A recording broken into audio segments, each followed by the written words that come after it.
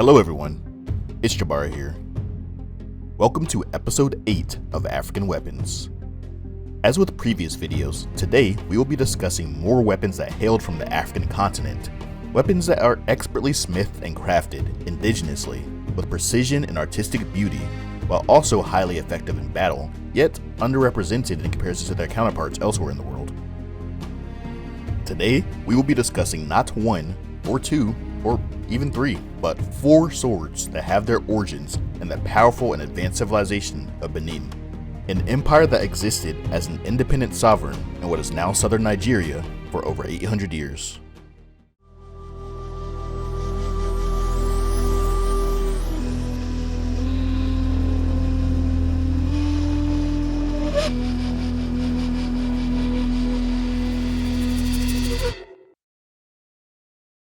The first of these weapons we'll be covering is the Umozo. The Umozo is essentially a longer version of another Benin sword known as the Ada, a weapon that we'll cover more later. Also, let's not be confused with the similarly named Ida used among the Yoruba people, which is a straight blade. The Umozo is one of 2 standard swords carried by Benin warriors into battle. It consists of a single-edged curved blade with a blunt or rounded tip. The blade tapers from the handle, which retains a relatively straight form until roughly the top third of the weapon, where it gently begins to curve and dramatically widens towards the tip, bowing out before curving backwards into a straight and blunted end. The hilt is short in length, accommodating one-handed combat, leaving the other hand free for carrying a shield. The pommel consists of an ellipsoid shape to prevent the weapon from slipping out of the hands, while the crossguard is of a similar shape but of a larger diameter, and with a more ovoid circumference.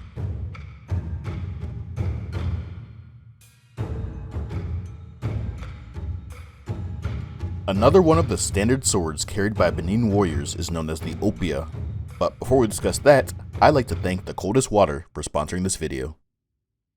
So it's been a fair amount of time since I've been using the Coldest Water thermos, and I have to say, I don't think I could, sponsorship or not by the way, I don't think I could ever use a different thermos. It's just crazy how effective this thing is. It keeps your water so cold. I literally put some cold water with ice cubes in it before bed, woke up the next morning, guess what, still cold water and ice cubes. It's like a miniature cooler, it's crazy, and I can honestly say, this thing has been helping me drink water more often, because I've been pretty bad about it in the past.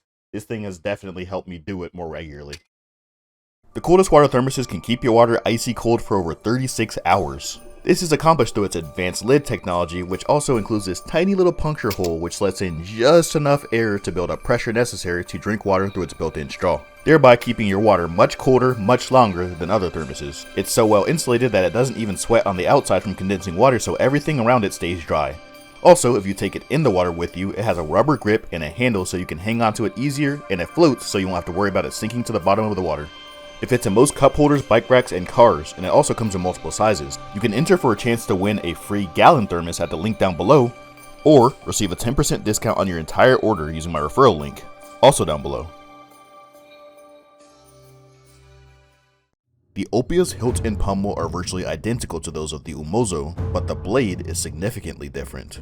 It has a double-edged blade tapering angularly to the crossguard in a similar manner to the aforementioned Umozo, and narrows out towards the center before smoothly widening towards the top, and then narrowing once more until tapering to a sharp point, ideal for thrusting attacks. The Opia is certainly more versatile than the Umozo since it can be used for slashing on both sides as well as lunging attacks.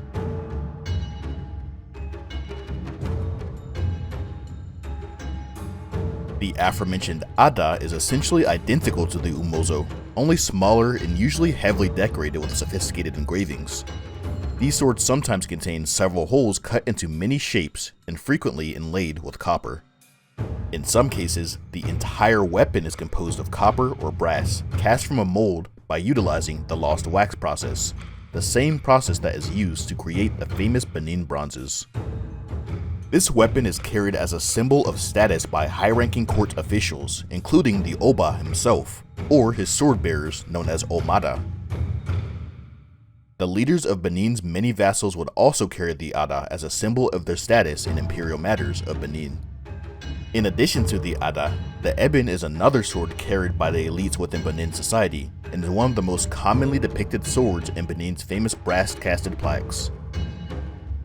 These ceremonial swords can be composed of iron, copper, or brass and contain a peculiar hilt which consists of a large thin loop attached to the blade by an equally thin stem.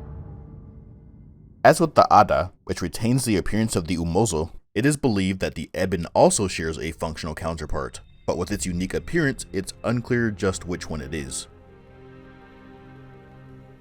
Some theories suggest that it's modeled off of a fan, while others point towards a gradual evolution from a loop dagger, which is common throughout Nigeria.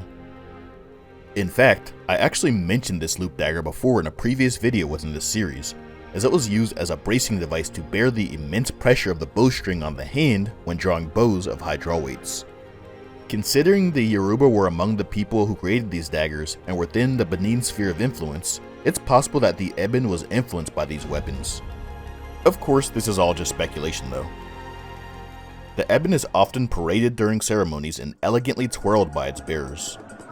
The Igwe festival is one of the more notable of these ceremonies.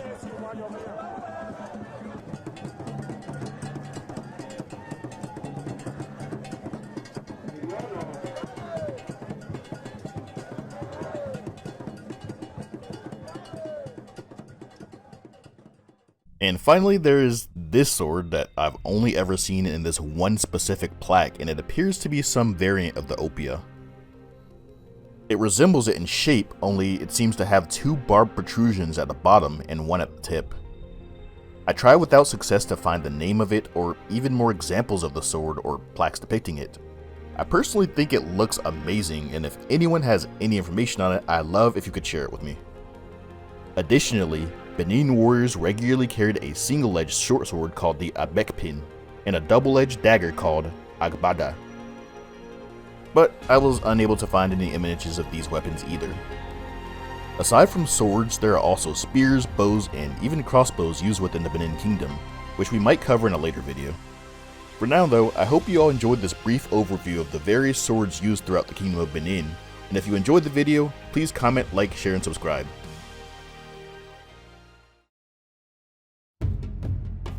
For sources, check out my website, linked below.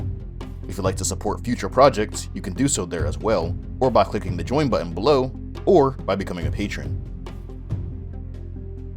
I hope you all enjoyed the video, thanks for watching as usual, and always remember, we don't come from nothing.